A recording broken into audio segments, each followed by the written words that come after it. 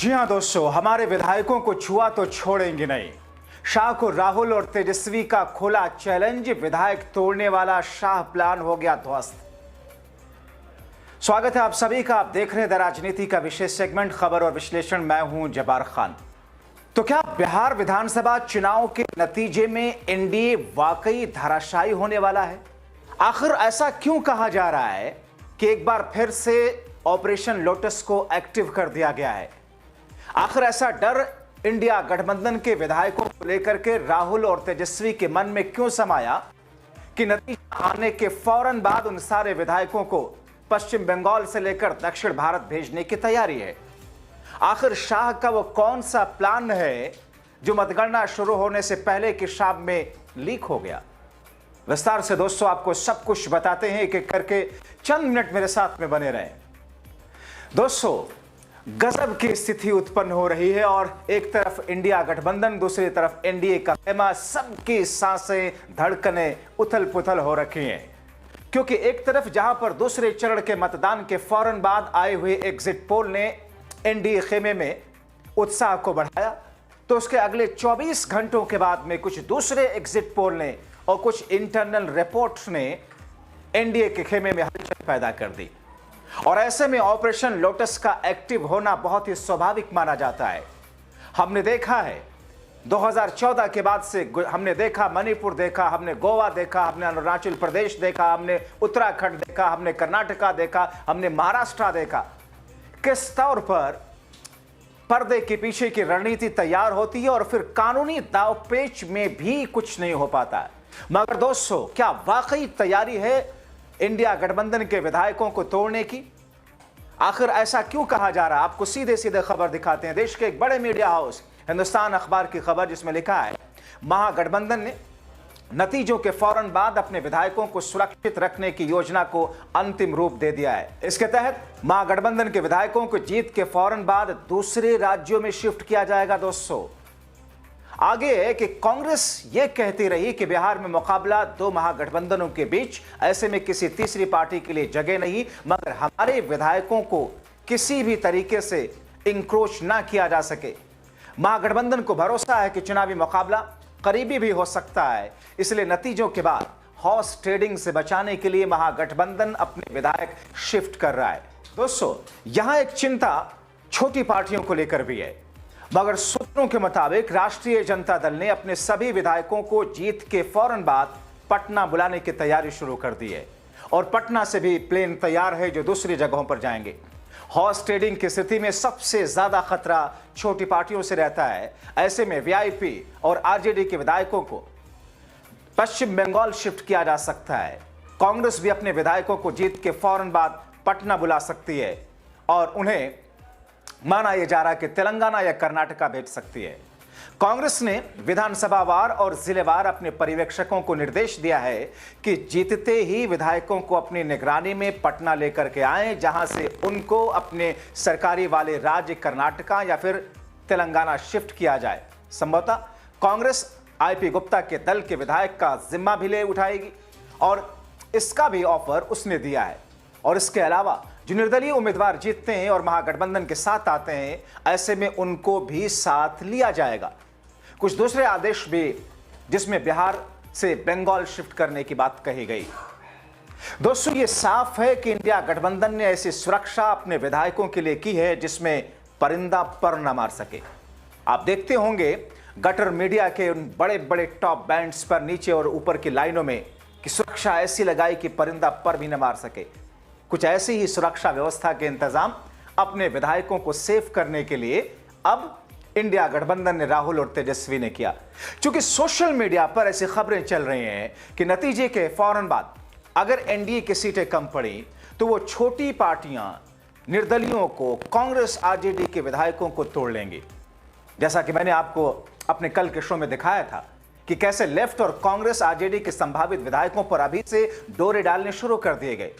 डराने, धमकाने, तोड़ने के प्रयास के लिए अभी से तैयारियां चल रही हैं। दोस्तों, आखिर क्यों ऐसा कर रही है इंडिया गठबंधन, इतनी सुरक्षा के घेरे वाली चीजें? इसके कारण आपको बताऊं, मगर उससे पहले आप अपने जहन में रखिए 2014 के बाद जब केंद्र की सत्ता में मोदी और शाह आए, कुर्सी पर बैठे तो उसके बाद आप निगाह दौड़ाएं, अपने जहन में लाएं उन राज्यों को जहां पर चुनाव होते गए और फिर भारतीय जनता पार्टी की सरकारें बनती गई। कैसे ऑपरेशन लोटस को, जहां नहीं हुआ मामला तो ऑपरेशन लोटस को एक्टिव किया गया, सरकार बनाने के लिए, सरकारें गिराने के लिए। मणिपुर, गोवा, अरुणाचल, जैसा कि मैंने आपको शुरू में बताया, कर्नाटका, महाराष्ट्र, सारी की सारी तस्वीरें आपके सामने हैं। एक तरफ इंडिया गठबंधन और कांग्रेस की तैयारी है तो दूसरी तरफ मतगणना के लिए इंडिया गठबंधन ने विशेष इंतजाम भी किया है ताकि पहले की तरह धांधली कथित तौर पर हर चोर दरवाजे को बंद किया जा सके। वो कौन कौन से कदम है दोस्तों जो इंतजाम किया इंडिया गठबंधन ने, आगे आपको बताता हूं। क्योंकि राजनीतिक पंडित इस बार बदलाव मान करके चल रहे हैं, भले ही मेन स्ट्रीम टीवी मीडिया कुछ भी एग्जिट पोल में क्यों ना दिखाए। एग्जिट पोल तो 2024 के लोकसभा चुनाव में आपने देखे, एनडीए को 400 पार, 450, 450, 380, 390 ऐसी ही सीटें आ रही थी। मगर जब चुनावी नतीजा आया 240 पर खिसक गई थी भारतीय जनता पार्टी। तो ऐसे में माना यह जा रहा है कि लंबे समय के बाद विधानसभा में इस चुनाव में बम्पर वोटिंग हुई। अंतिम चरण आपने देखा 67.14%, पहले चरण में 65.9%।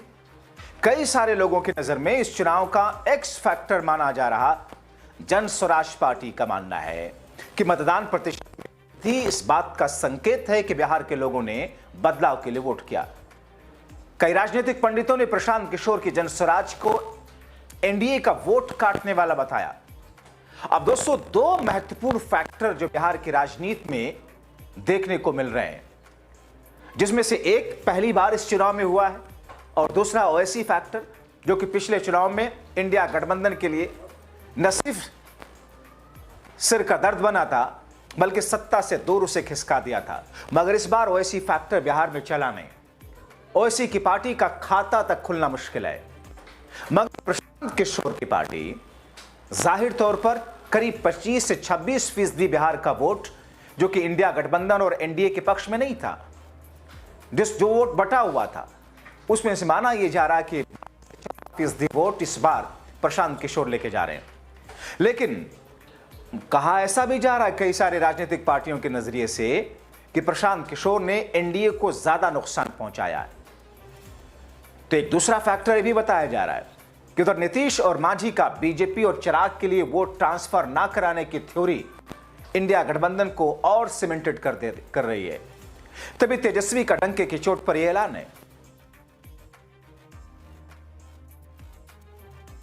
परिवर्तन होना तय है और 18 तारीख को आप लोग लिख के रख लीजिए, हम लोग ओथ के लिए जाएंगे और नौकरी वाली सरकार आने वाली है।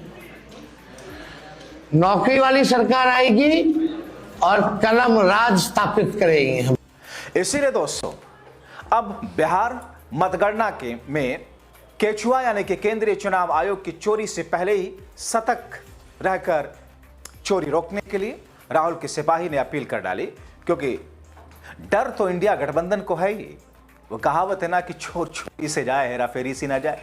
इसीलिए शायद मेरा ये कहना इस तरीके से आपको पसंद भी ना आए, मगर कई बार कहावतों को नहीं लेना चाहिए, उसके जो भाव है, उसके जो मायने हैं, उस पर जाना चाहिए। इसीलिए राहुल के कमांडर ने कुछ यूं कह दिया, बेईमानी यदि ना हो तो महागठबंधन की सरकार बनना तय है। 2000, 4000, 1500, 3000 तक ये बदमाशी करेंगे। आप जो उम्मीदवार हैं बाहर में अपने अपने फॉलोअर्स को मजबूती से रखेंगे। करो मरो का ये चुनाव है, मरता क्या नहीं करता। अंजाम जितना भारी हो परवाह मत कीजिएगा। जी के क्या करना है जब हम अपने अधिकार की हिफाजत नहीं कर पाएंगे।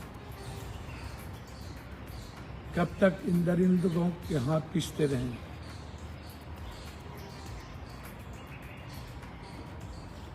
इंडिया गठबंधन की सरकार बने, इसके लिए कुर्बानी देनी होगी। मैं सभी उम्मीदवारों से आग्रह करना चाहूंगा, इम्तिहान भी है, भारी भी है, जीतेंगे भी। सीमांचल में सबसे ज्यादा मत पड़े हैं, हमारी सीटें हमारी है। युद्ध के मैदान में अंजाम जितना भयावह हो, यदि उधर बंदूक पुलिस ताकत है तो हमारे पास जनता है, गोली खाने की हिम्मत है, मरने की हिम्मत है। कल सासाराम में सुबह सुबह बंद डब्बे में ईवीएम मिले हैं, लाठीचार्ज हुई है, हंगामा हुआ है। प्रशासन कह रही है कि खाली है, तो फिर जहां बक्सा है वहां इसको ले जाने की जरूरत क्या थी? क्यों स्ट्रांग रूम के पास खाली बक्से को ले जाया गया? सभी तरह की चोरी की संभावना बढ़ी है। हर कीमत पर तो अब दोस्तों, जबकि ऑपरेशन लोटस तैयार है, दोस्तों जबकि मतगणना के लिए सारी तैयारियां हो चुकी हैं, चंद घंटों के बाद में मतगणना की शुरुआत हो जाएगी और उससे पहले राहुल और तेजस्वी के इस प्लान से भारतीय जनता पार्टी के खेमे में भी एक हलचल ही है। क्योंकि मतगणना के पहले का एग्जिट पोल जो मैंने दिखा चुका हूं, उसमें जिस तौर की तस्वीर देखी है, उसमें 11 नवंबर के सारे एग्जिट पोल को ध्वस्त कर दिया है। और खुद भारतीय जनता पार्टी के इंटरनल रिपोर्ट में जो बातें सामने आई, उसमें मुकाबला कांटे का या एच इंडिया गठबंधन को दिख रहा है। तो ऐसी स्थिति में क्या वाहिद इकलौता विकल्प ऑपरेशन लोटस है? और ऑपरेशन लोटस, आप यकीन मानिए, जब जब ऑपरेशन लोटस चलता है कुछ ना कुछ डैमेज तो करता जरूर है। तो नतीजों के बाद क्या राहुल और तेजस्वी ने जो इंतजाम किया है, उसने ऑपरेशन लोटस या यूं कहें कि कथित तौर पर शाह के सारे प्लान को फेल कर दिया है? आप क्या कहेंगे? अपनी राय कमेंट बॉक्स में जरूर लिखें। अभी के लिए इतना ही, बहुत शुक्रिया।